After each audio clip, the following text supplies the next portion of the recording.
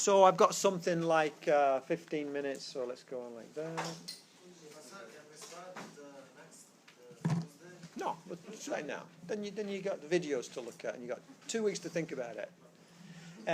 So rotational notes. So we're going to talk about some things that have some new vocabulary. So we have angular displacement, angular velocity, and angular acceleration, which is kind of like the linear stuff. We have angular stuff being converted into linear stuff. We call the linear stuff the tangential quantities. We have torque. We have a thing called moment of inertia.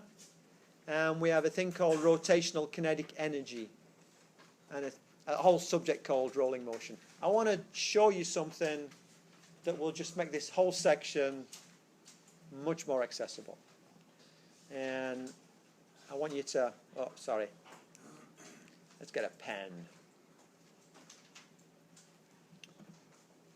So we measured positions linearly in terms of x, y, and z. Yeah? We're going to measure positions angularly in terms of an angle. It's actually going to be in radians rather than degrees, but it doesn't matter.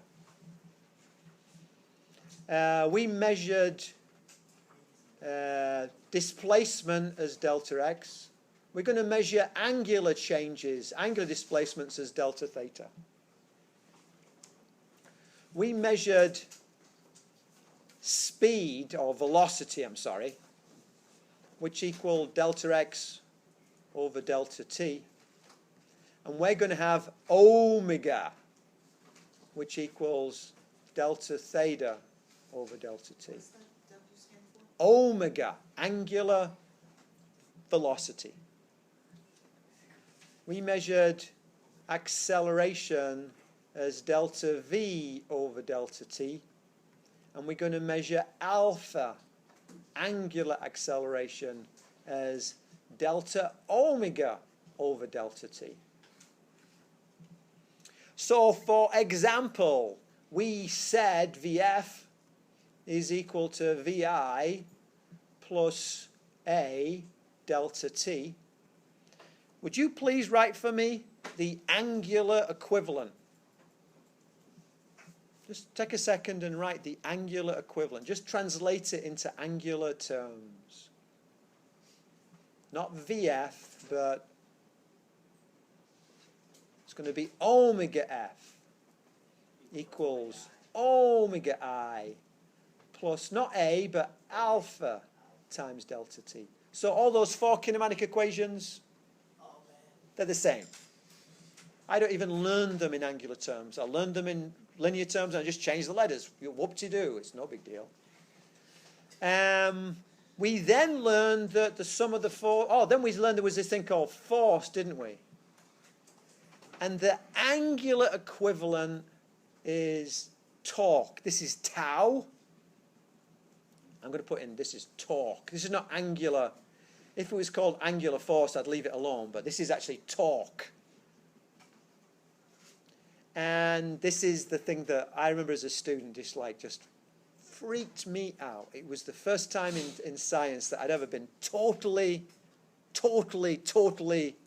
kind of disbelieving. We had this thing called mass in linear terms. Well, mass is mass. No. Where the mass is relative to the turning axis matters. If you're near the edge of the turntable, you have a much bigger effect than if you're in the middle of the turntable. If you swing your arms around, you can feel that. So we have this thing called I, big I. And this is moment of inertia.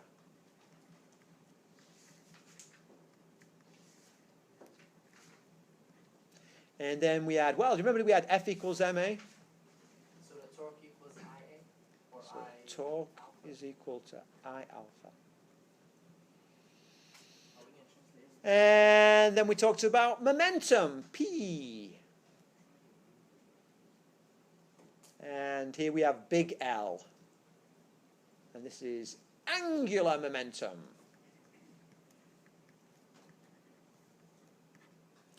And you remember how P equaled mv? Well, what do you think L equals?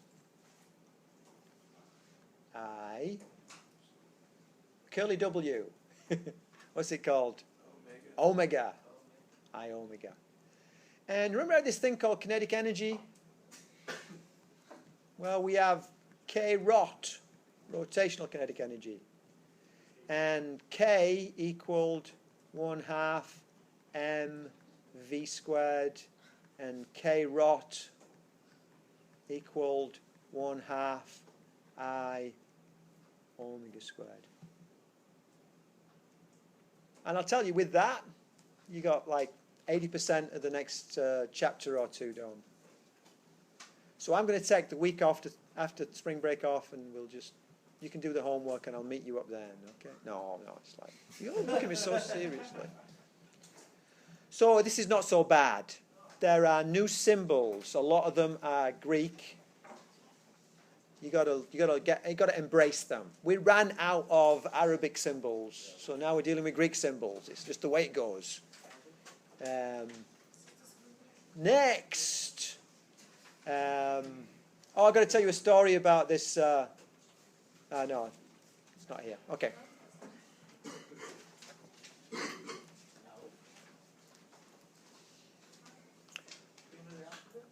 I want to look at this.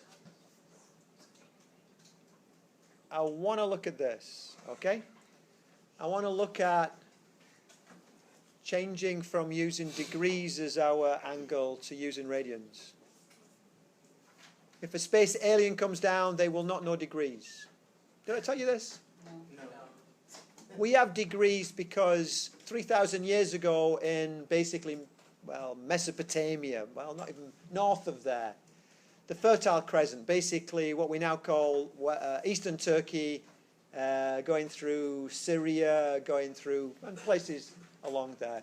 There was a culture which had a counting system which was base 6, basically. Yeah, basic Babylon, yes.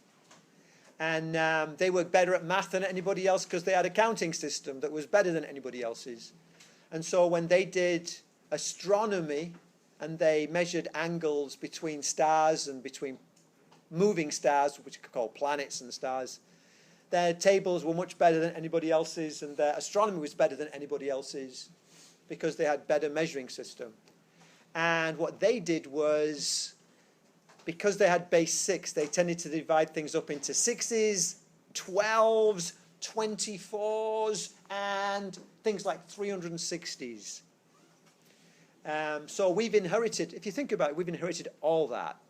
There are 24 hours in a day. I thought we were decimal. Why not 10 hours in a day? Because we inherited 24. There are 12 months in a year. I thought we were decimal. Why not 10 months? There's actually a big movement. Well, not a big movement. There's a movement to make it 10-month year. And it's not going to go anywhere because 12 is much more flexible than 10 is.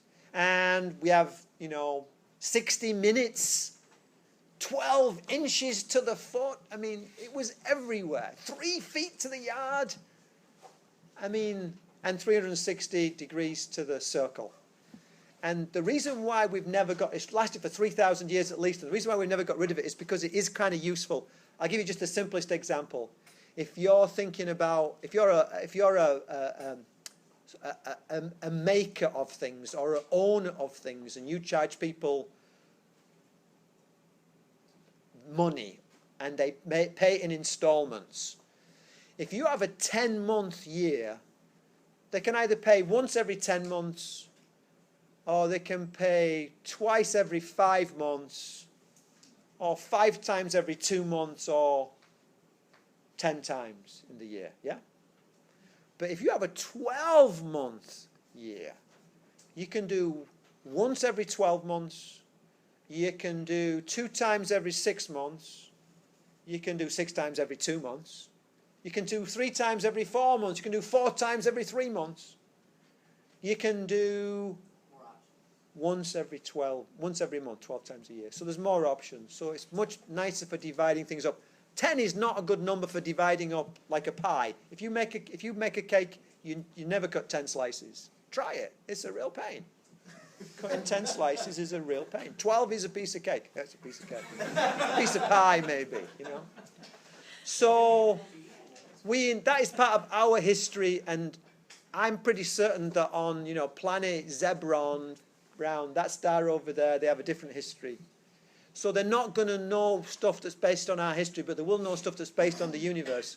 And the radian is a much more fundamental unit. It basically simply says, look, you can define the angle by simply walking around the circumference one radius. We'll call that 1. You want to walk another radius around, we'll call that 2. Walk another radius around, we'll call that 3. Walk another radius around, we'll call that 4.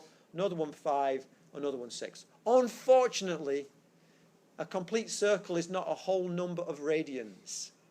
It's about 6. So, okay, that's not as pure as I'd like it to be, but that's fine by me. So I remember there are 6 radians in a revolution, and I'm a little bit out, you know. I use 10 for the gravitational field strength rather than 9.8. I'm fine with that. So this is a fundamental unit. And when you get a fundamental unit, it is easily derivable. It's easily obtainable through manipulating the rest of the physics. It falls out of calculations rather than having to be imposed. You don't remember that there are 6 radians in a circle. It comes out of the math. You've got to remember there are 360 degrees in a circle. You've got to remember that because that's imposed from the outside. So there's a little bit of discomfort, and people don't like to use radians at the beginning, but it's really worthwhile. The one problem is, because we're in a historical subject, there are times when you will use degrees, and there are times when we will use radians. And your trig functions depend upon which you're in. So if you're doing sine of a radian, you have to put your calculator in the sine part. So from now on, whenever you're doing anything with trig, you've got to check your mode of your calculator. And the little calculators that we have are great because they tell you you're in radians or you're in degrees. Whereas the graphing calculators, you've got to press mode to find out.